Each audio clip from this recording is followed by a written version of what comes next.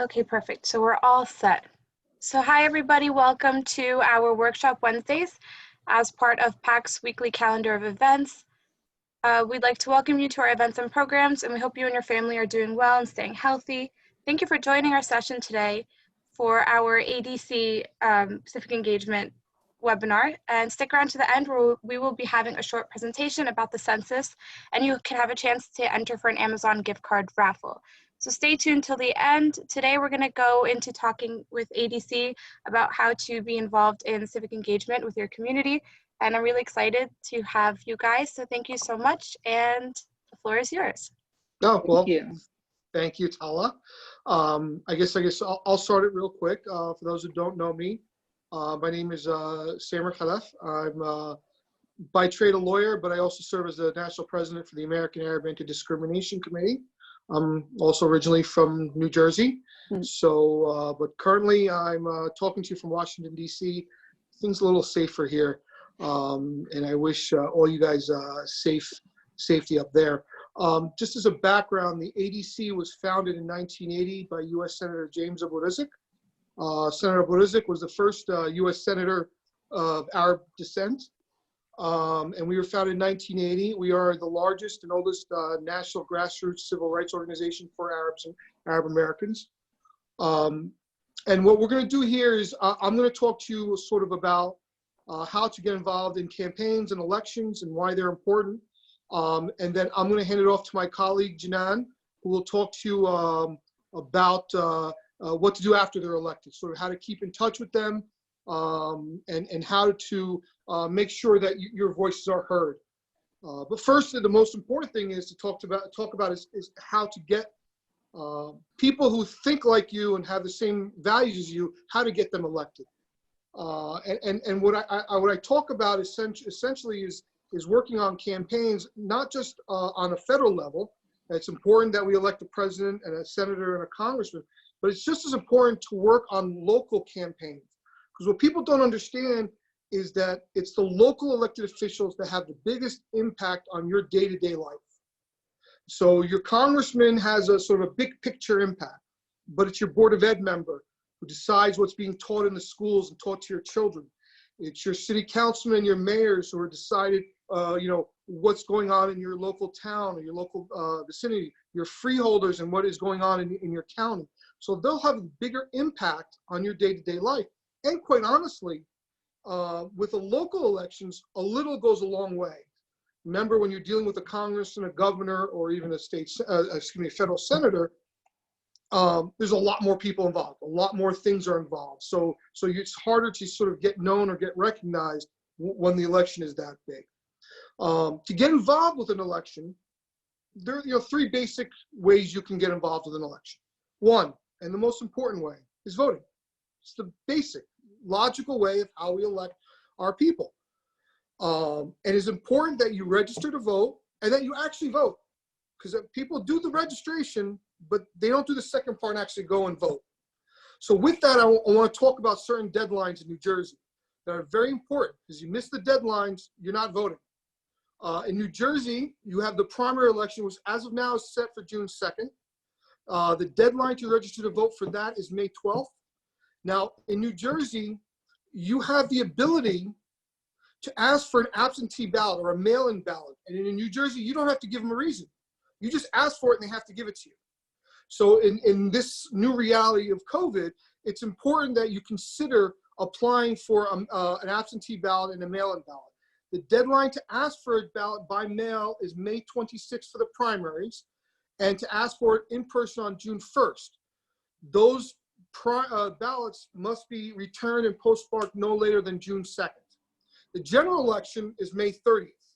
The deadline for that is October 13th. You must register by October 13th or you cannot vote in the general election. Now, you only have to register once. So if you already registered 2 years ago, 3 years ago, and you've been voting, you're fine. But if you haven't voted or you haven't voted in 5 or 6 years, it's important to re-register just in case. Again, for absentee ballots for the general election, you must request them by mail by October 27th, and they must be postmarked no later than November 3rd and received by November 5th. So that's very important. To get registrations or mail-in ballots, all you have to do is go to your county board of elections, and you can usually find where they're located on the internet. Now, I can't stress. Everybody says, "Well, does my vote count? Does my vote count?" Remember this: Donald Trump won the presidency with 45% of the vote, but only 45% of the eligible voters actually voted that election. So in reality, Trump was only won the election by getting about 25% or 30% of the entire voting public. That's how he was able to win. He won with a total of 70,000 votes in Michigan, Ohio, Pennsylvania, and Florida. So that shows you that small votes either way can make the difference. Now it's important, again, as I said, the first way you can do is by voting. But it's important that whatever you do, that the campaign knows what you're doing. They know that this is Nabil, and Nabil not only voted for us, but he's done all these other things for us. So they get to know you. If they know you, they not only respect you, but they will rely on you. So that when you have something to say, they know, oh, this is Nabil. He's been very helpful for us. He's somebody we need to listen to. So again, when you vote, nobody knows that you vote who you voted for, right? Because everything is secret. But what you can do is you can go to a campaign and say, look, I want to support your candidate. Give me a sign to put out in front of my home. And they'll deliver a sign to you. Or I want a sign to be put in a window, okay? That way they know that you support them. The second way you can be helpful is to volunteer. What I mean by volunteer is essentially getting other people to vote for the candidates. So again, you would go into a campaign, you said, hey, my name is Nabil Samer. I like what your candidate stands for. I would like to help him or her become elected. So they may ask you to, one, maybe give you material, say, okay, go to your neighborhood, knock on doors, and hand them out, hand pamphlets, and talk to them, and help spread the news. They may ask you to come in and do a phone banking. We used to, when I was working in New Jersey doing elections, we used to do phone banking in Arabic. So we helped various governors and state senators by calling Arab Americans in Arabic, and we asked them to vote and support our candidate. Again, you're just a matter of going in and saying, I want to help, can go a long way, and they get to know you. Third important way is by donating money. Let's face it, campaigns run on volunteers and they run on money. They need campaign contributions. And when I say campaign contributions, I'm not talking about thousands of dollars. You remember, Bernie Sanders built his campaign on $5 donations. Again, here is where local campaigns matter most. This is where you get the bigger bang for your buck. If you give somebody who's running for Board of Ed, if you give them $10, that means a lot more than somebody who's running for president or Congress. Okay? So they understand. You give them $100, you give them $5, you give them $10. That helps. But what you can also do is you can do what's called bundling. You can go around to your family and friends, say, look, I support this guy, help me out. Make a $10 donation, make a $20 donation, make a $20, whatever you want to make. Bundle those checks, go into the campaign, say, look, this is from me and my community, and we're supporting your candidate. Again, bringing the community together, but knowing that they know that it's coming from you or it's coming from the community. You could hold parties where you invite either the candidate themselves or one of their staff members to come in and to talk to a gathering of your family and friends, whether you ask them for money or whether it's just informational. Again, whatever you can do to bring them to the community, to bring them to people, to give them the opportunity of making the case is very important. And by doing this, you're proving to them who you are, what you are, and that you're somebody to be trusted to and to be admired.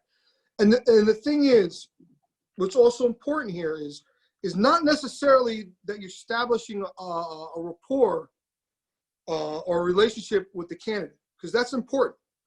But it's also just as important is to establish that relationship with the operatives, the paid staff members who are working on that campaign, because those members will go on to other campaigns and work with other campaigns. So if you can establish a relationship with them, it's also important because they, when they move on to a different campaign, they'll know you. They'll understand who you are. And they'll remember you, and they'll say, oh, this is somebody we need to listen to, and it's somebody we need to get involved with, and somebody that we know we can rely on. And once you gain that credibility, it really helps. Now, I want to say this, and I go back to this early issue, is that, again, we all want to work with the congressmen or work with the senators or with the governors, but it's important that we work with these individuals before they get to Congress. That's where you establish your relationship. So I'll give you an example. Everybody knows Congressman Pasquarello from New Jersey. Well, Congressman Pasquarello started out as a Board of Ed member. From there, he became a city councilman. Then he became a mayor. He became a state legislature, and he eventually became a congressperson. Okay? So an individual like that, if you're able to help them out while they are a Board of Ed member or a city councilman, when they see the circle around them is smaller, and they learn to rely on you at an earlier time, again, when they do become the congressman or the senator or the governor, they'll know you, and they'll be thankful for you because they will know that you helped them out when they needed it more. So again, that's sort of the important aspect, is to understand, yes, it's not about it's about the thrill of helping a congressman or a senator, but it's the smaller people that have the biggest impact on your daily lives. But those are the people that go on to become congressmen, that go on to become the governors and the senators. And that's where you can have a big impact on them. I just want to make sure that I've sort of covered. With the campaign contributions, there are some campaign contribution limits that you have to be aware of. In New Jersey, you cannot give more than $2,700 per campaign, per election. And for the federal level, you cannot give more than $2,800 per person per campaign per election cycle. And I think that's all on my part. I tried to go through this as quickly as possible because I want to leave enough time for Janan, and I want to leave enough time for questions and answers. So at this point, I'll turn it over to Janan. If you want to please introduce yourself and go. All right. Thank you, Samir. And thank you, PAC, for having us. This is extremely important, and we're trying to do everything that we can to make sure our communities are staying engaged while being in isolation and working from home. And so this is obviously a very good way for us to be able to do this. So I'm the national organizer for ADC, and I've been involved in nonprofit and civic engagement work for a very long time. I was very involved at the college level, and moving on throughout my career, I was always very involved specifically in local elections. As Samir said, that's always extremely important, and I've always emphasized the fact that it is more important to be involved with your local politics because they directly impact you compared to caring only about voting for president maybe once every 4 years. And so I've always had that mentality and have trained our communities in order to understand that. So what I'm going to talk about is engaging with our members of Congress and the best ways to do that. And so I'm going to share my screen. I created just a very short PowerPoint, just a few slides to show some different things. I'm a visual person. I've done trainings for a long time, so I know that people like to look at things more so than just hear somebody speak.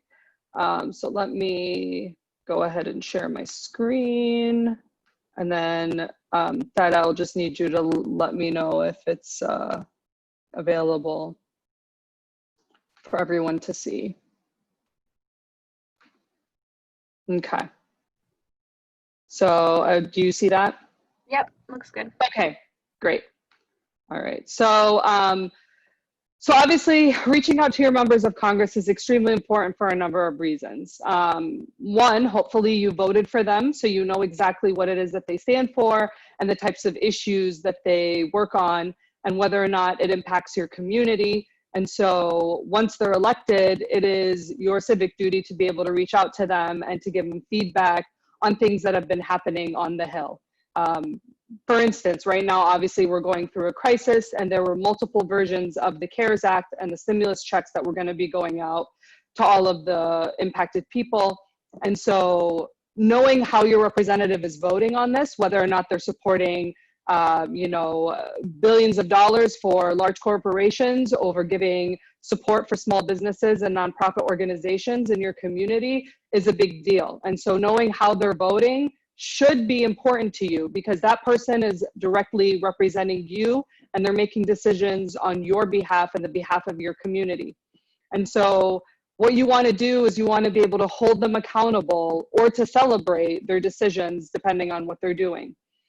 There's a lot of different ways that you can reach out to them. Obviously, you can call the U.S. Capitol Switchboard, and they will connect you to whatever district you're in and connect you to your representative or your senator. And then you can go onto their individual websites as well. And I have both websites listed here, but you can just go online and just, if you need to, Google, contact U.S. representatives, and it'll pop up for you to click on the link. I think it's important that people realize the need for the Arab community, the Arab American community, to voice their praise or their displeasure to their representatives, because they need to know that there's a lot of issues out there that are affecting the Arab American community. And I know specifically Palestine is an issue that comes up a lot in terms of the boycott, divestment, and sanctions movement, as well as different things like Palestinian aid and the amount of aid that has been cut off from Palestine. And so these are things that really should matter to us because they directly impact us and our community and our families overseas. And so you want to make sure that you reach out to your representative or your senator, depending on how they voted, and let them know, hey, I didn't really like what you said. I think maybe, if you work with us in our organization, we can give you some good talking points on the floor, and a lot of them are very receptive to that. Or you could say, hey, thank you for voting for that bill because it's important to our community, and, this will help us, have faith in voting for you for another term. As Samad said, when you are donating and bringing checks and money to these candidates when they're running for office, they see the impact of your vote in dollar signs. And obviously to them, that's what matters because they want to get reelected. That's always their goal. So within 6 months, let's say for the House of Representatives, they have to start campaigning again because they are reelected every 2 years. Senators are elected every 6 years, so they have a little bit more time. So you want to make sure that you're keeping track of that and knowing who is running and when. And if you see a candidate that's representing you that you do not like, that is not voting the way that you want them to vote, that has views that are directly impacting and harming your community, you want to make sure that you find an opponent to run against them that's actually going to make an impact and represent you the way you want to be represented. Another way that you guys can make sure to connect with your representatives is ADC frequently sends out action alerts. If you sign up for our newsletter on adc.org, you can receive these through email. And what it is, usually we'll thank a representative or a senator for something that they have done that has been helpful to our community. And all you have to do, you click on the link, you enter in your information, and it automatically sends a letter to that office thanking them or asking them for whatever the action requires. So that's a very easy way without you having to do too much work to be able to actually represent your community and make an impact on what they're doing on Capitol Hill on your behalf. So I know a lot of us are really big on social media, and this is something that I've learned in the last 2 years after doing a media training here in Washington, D.C. And having a really good social media strategy and knowing how to interact with different types of people on social media can also create a very important impact on whether or not they are listening to your community or whether or not they actually care about what your community is saying about them. So on Twitter, our Congress members are constantly tweeting. So right now with everything going on, they're tweeting about what's going on, and they're tweeting about the CARES Act, and they're tweeting about impacted communities across the country, things that they themselves are introducing in order to provide support for the American people. And so it's very easy for you to be able to quote tweet or to reply to your representative or your senator saying thank you for, you know, including immigrants in the next stimulus bill, or thank you for remembering undocumented workers, or thank you for realizing that people in like the Detroit area tend to have a higher rate of deaths, and you're recognizing that and you want to do something to change that. So it's also very good to make sure that you are thanking them as much as you are criticizing them. If you're constantly criticizing your members, really they're just not going to see any benefit coming from you or your community. So thanking them is also very important. Now, if they share a tweet from one of our members in the community, an activist such as Linda Sarsour or Amir Zahar or Professor Hatem Bazian, it's also good to thank them, retweet it, and let them know like, hey, you know, I appreciate it, Senator so-and-so, or thank you, Representative so-and-so, for, you know, retweeting this important message from someone from my community that means a lot to me because ABC. You could talk about your personal impact and why it's important that, you know, they're retweeting something about providing aid to Palestine. I have family that still lives there. You know, this is like, you know, my grandparents' homeland, and it's still very important to me and my family. There's so many different things that you could say. If they offer support for a local event that you're putting on, obviously that is something that you would want to thank them for. So that really goes without saying. And then obviously you also want to, you know, give them those critiques. So if they are voting against the bill that you favor, or voting for a bill that you don't favor, such as the BDS movement bill that came out last year, and the senators voted for the anti-BDS stipulations, meaning like people would be punished for supporting the BDS movement. That is something that you would obviously want to reach out because it's directly impacting your community. But above that, it's also impacting you as an American and your freedom of speech. ADC works really hard on the on-campus Palestinian activism movement to make sure that we are part of the conversations happening along with other groups to make sure that, you know, we continue to retain that freedom of speech to be able to speak about our history and our struggles as Palestinians. When your representative or any, you know, representative retweets or posts something that is harmful or damaging to your community, let's say it's an article from a right-wing news site, it's a video that clearly has been photoshopped or showing our community in a damaging or harmful way, it is important to hold them accountable to that and to make sure that they understand that what they did is not right. And obviously, the more people that are doing this, the more they should realize what mistake they made, and they should retract it. And I've seen it time and time again that when you call out a lot of these representatives and you hold them accountable for the misinformation that they're spreading, they will retract it immediately most of the time because they don't want their image to be tarnished. And especially if it's an election season, they know that they will lose votes because a lot of times the things that they are posting are not just impacting one community, let's say the Arab or the Muslim or the Black community. It tends to be very xenophobic, very racist overall, and it's going to affect a lot of different communities from marginalized backgrounds who are going to see that it's a problem and will probably not vote for that person. So that is my take on the social media strategy. And the last slide, obviously the best thing that you can do once we're out of isolation is to attend Advocacy Days. So there's multiple organizations that put on advocacy days that are for the Arab American community. There's a couple of photos on here that I pulled from Palestine Advocacy Day with the American Muslims for Palestine, which is an event that I've helped organize for the last 3 years, and it's obviously very important to our community. And you know, we work on the issues that are directly impacting us in the moment. And so you have that, and then you also have other advocacy days with different organizations like the Arab American Institute, CARE, the Council on American Islamic Relations, and obviously being able to go and physically meet with the offices of your representatives is very impactful, and having higher numbers turn out will show them that our communities matter and that we do care about a lot of the things that they are working on the Hill.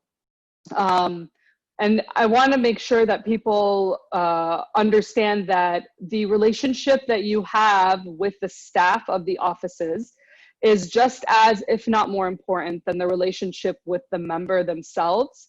A lot of times you will not be able to meet directly with your representative. They're always in meetings, they're traveling, they're on the floor voting. And so most of the time you will be given a meeting with the actual staff member, whether it's the chief of staff, the legislative aide, national security advisor, whoever it may be.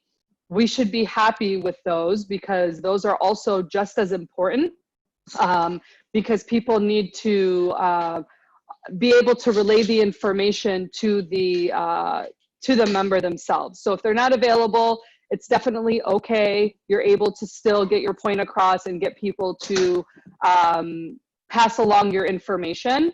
And so that's one thing that I wanted to make sure to point out before I ended my my part of the presentation. But I will say this in closing is that when I started working with AMP, American Muslims for Palestine, and we went on the Hill, we had about 250 people a couple of years ago. And we had members and offices tell us that they have never had people come onto the Hill to discuss Palestinian issues. This was the first time they'd ever really heard from a group talking about the rights of Palestinians and the need to make sure that we continue to give aid to the Palestinians.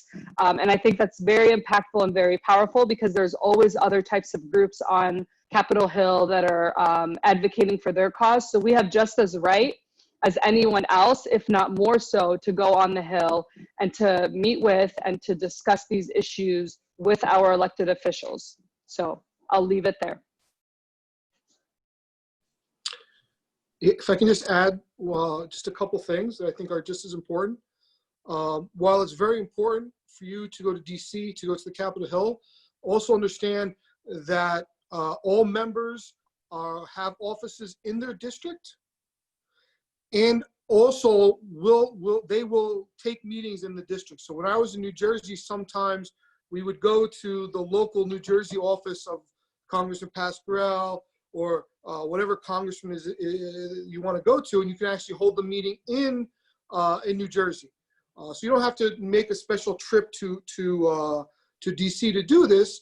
At the same time, you can also meet with staffers here in New Jersey. And again, it's important. And it goes back to what I told you earlier about establishing the relationship with the campaign people, because those campaign people in all likelihood will become staffers themselves and work with that person once they get elected. So again, if they know you, you'll have an easy in. You might have their personal cell number. You can reach out to them. Second thing is when you go to these meetings, take something that you can leave, an article, anything you can leave with them, so that they're not just taking their notes. So sometimes we like to leave sort of articles on a specific subject, or we'll put together our own one-pager on an issue, and we'll leave that back with them.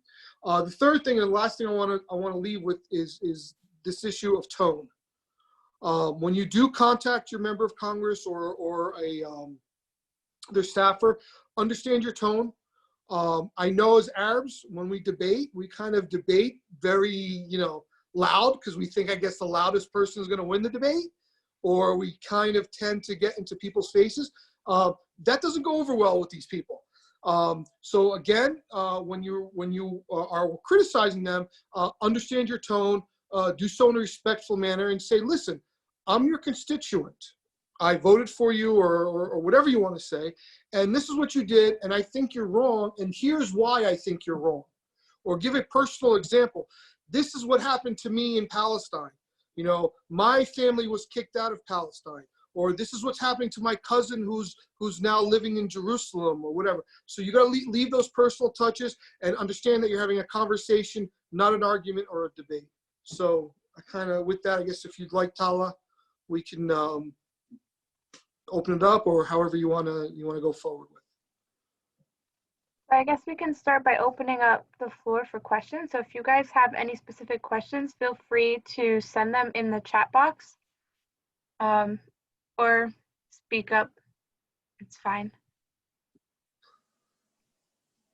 I actually did have a question, Simon, about something you said about the Okay. total. So you said you can give up to 2,700 in NJ for a candidate per cycle. Does that mean I don't know why anyone. Per election.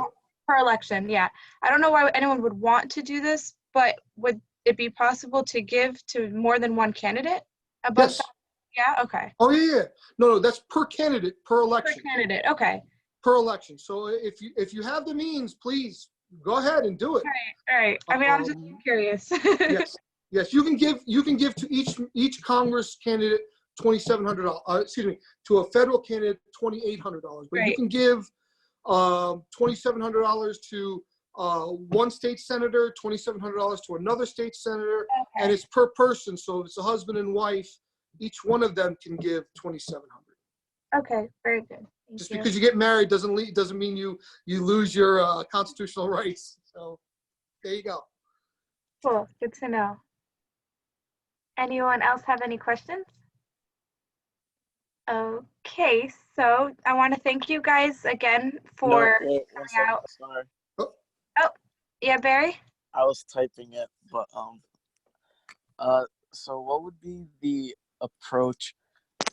So I know that contacting government officials directly is important, but is there an approach towards engaging, say, companies that or organizations that, because they're the ones that really influence the politicians the most? That's why I think, like the big names that like they give the campaign contributions. So has there ever been an approach towards them, like engaging those big name corporations? So I'm assuming you mean like the lobbyists for those big groups, because they're the ones that are usually meeting with the representatives. Yeah, lobbyists, yeah.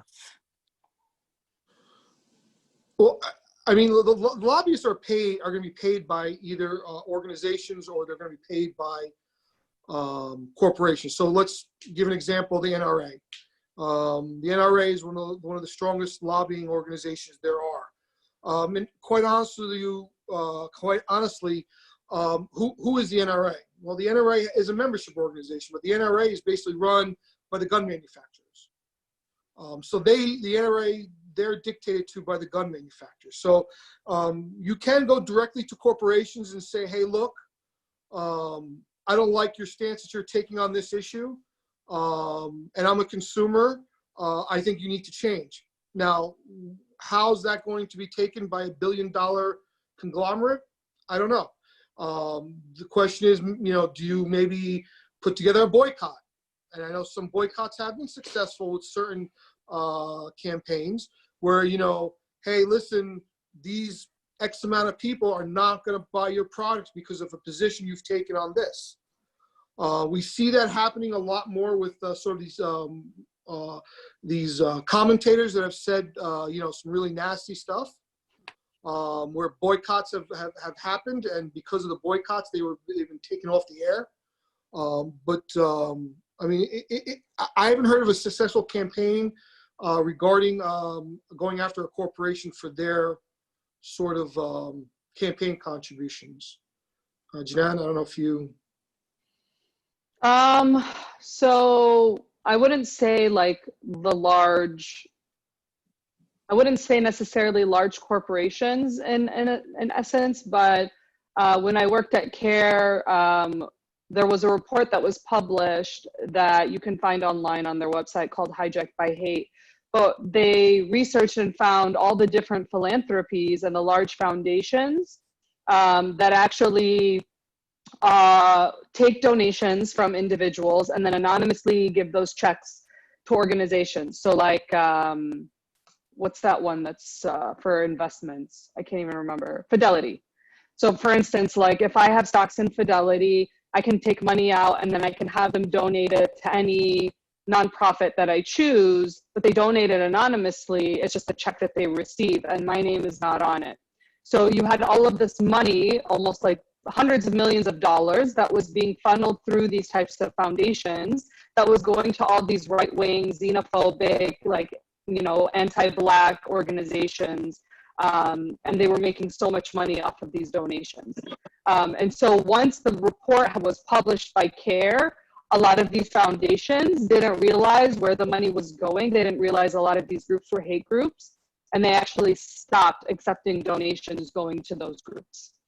Because if you think about it, a lot of people are trying to donate anonymously because they don't want to be labeled or doxxed, I guess, for making a donation to a hate group.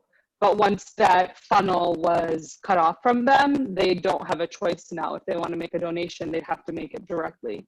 So that's the only instance that I've ever seen where like these large type corporations, but they're really not corporations, have been, in a sense, like their source of funding has been cut off. Okay, thank you.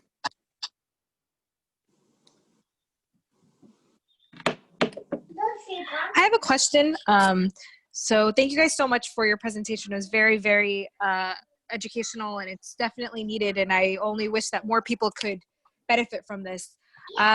So specifically when it comes to Palestine, I heard that actually the approach, rather than making it personal, is better to kind of identify it more with your American identity. You know, for example, like the whole BDS thing, talking more about free speech than it is about, like, you know, the realities of your family overseas. So I wanted to know if you could speak a little bit more about that and from your own experience. So I will say that when we've advocated, and BDS is usually on the agenda for American Muslims for Palestine's Advocacy Day, because obviously that's something that's we've been fighting this for a while now, and a lot of civil rights groups will fight it as the right to free speech, because as a civil rights group, we are preserving the civil rights of our, you know, American constituents and our members, like at ADC or at CARE. But I will say though that when you actually sit in an office with a member or their staff, and I've done this when I worked at a Syrian nonprofit, speaking on a personal note is actually more effective, because it's good to be able to give them a sense of humanity when it comes to that issue. So when you talk about BDS, you can speak as an American and say, as an American, this infringes on my freedom of speech, and it's the First Amendment right to be able to protest. On the other hand, as a first generation, like for me specifically, my parents came from Palestine, I would say this impacts me on a deeper level because I still have family that lives overseas under occupation, and I still hear from them every single day about how that occupation is affecting their lives and their freedom, and it's a very personal issue to me, and they will be receptive to that. Now, I will say you definitely don't want to get overly emotional and start yelling and crying and screaming. You want to say it and you want to present it in a very, like, you know, rational, logical way, but you still want to bring an element of your personal story into that, because that's really what differentiates you from a lot of the other people that come through their office. It's those individualized stories. Yeah, look, and I think both approaches work, and I think both approaches have to be done. So, for example, when we used to go in and have a sit-down meeting with the member of Congress or with their staff, and there'll be about 3 or 4 or 5 of us who went, we had a strategy session before we went, and we came up with a strategy. So, okay, you this is what you're going to talk about. no, you know, person 2, this is what you're going to talk about, person 3. And so one person would give their personal, you know, the personal approach. Listen, this is what I saw with my eyes. This is what my family's going through, and sort of give it that personal approach. But secondly, and what's most importantly is, what's also important is that we talk about why is this important to American interests? Why does this help America? So for example, when you talk about the aid going to Israel, you could say, well, why are we giving this much money to the aid to Israel when we have people in this country that you know, are backed up with student loan debts, when we could pay for people to go to college, where people don't have health care, where people don't have, where we're spending more money on Palestine, on Israel, than we are on, you know, food stamps or on this or on that. Or you can talk about how this is not in the best interest of the United States if we continue to 100% blindly support Israel. Why? This is why. Because remember, at the end of the day, they're also members of the United States Congress. So they want to know what is it in the best interest of the United States. So I would say, again, that both is important, and both need to be fleshed out at a meeting, because you're going to have that on both sides, and I think both will hit home. Thank you very much. I think that makes a lot of sense. It's, I think, focusing more on strategy than anything else. Exactly. And hitting all areas. Mm-hmm.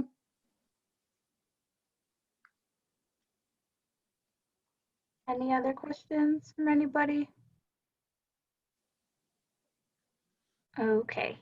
So usually at this point, I would play a census video and have people fill out a survey, but I kind of want to do things a little differently because I think we can actually talk about the census in the scope of this discussion. Sure. I don't think we need to play the video. So if you guys have anything that you would like to say about the census, I'm just going to do the basic rundown of how important political representation is, and we're seeing that now more than ever during this crisis, and how the census directly affects congressional representation and federal funding. So if you guys have anything that you might want to add in terms of the census and civic engagement that you know off the top of your head, feel free. Well, I just want to add this. It was just announced by the census that they're pushing back the deadline date to do the census. It's going to be October 1st now. So we'll have enough time. People have enough time with the COVID to fill it out. They're also pushing back a lot of other deadlines, and because of it. And the census is extremely, extremely, extremely, extremely important. I can't emphasize enough how basically this entire country always relies on the census to do districting, to do funding, to do a whole kinds of different things. So I think it's very important that you do the census and that you do it by either internet or by phone. And if you don't do it by internet or phone, somebody will be coming knocking at your door. Okay, so if you don't want that person to come knocking at your door, pick up the phone or do it by email. Yes, they're also sending out the paper forms to any house that hasn't responded yet via the self-response options. So you can always do the traditional snail mail, but I think personally what I did was the internet option. It was super easy, and I'm just trying to make sure that everybody knows how important it is in terms of congressional representation. In the last census, we lost a seat here in New Jersey, but it's not because of any reason other than people just weren't responding to the census. Mm-hmm. You know, our population didn't decline. It wasn't anything like that. It was just lack of response. So it's super, super, super important, especially in times of crisis now. It's illuminated how representation affects responses to situations. It doesn't matter who you're politically aligned with, but it's clear now that between Cuomo and Trump, two different ideologies and two different approaches to combating this pandemic in the US. And if you feel very strongly about whichever one, and you prefer how one person is handling it over the other, super important to complete your census because that's your representation, that's your voice. And if you want to see more leaders with your ideologies, make sure you complete your census so that there's more area for representation. So I've also shared the link in the chat for the survey for the census. If you fill that out, you'll be entered into a raffle to win an Amazon gift card. We do it monthly, 3 winners, so we have not picked April yet. So good luck, guys. And Thank you so much again. I really learned a lot on a personal level, so I'm really glad, and I hope everyone who participated learned a lot. And stay safe in DC, guys. You too. Thanks. Appreciate it. I guess I'm gonna stop the live stream and then I'll end the meeting. All right. Bye. Bye bye. Thank you. Bye bye.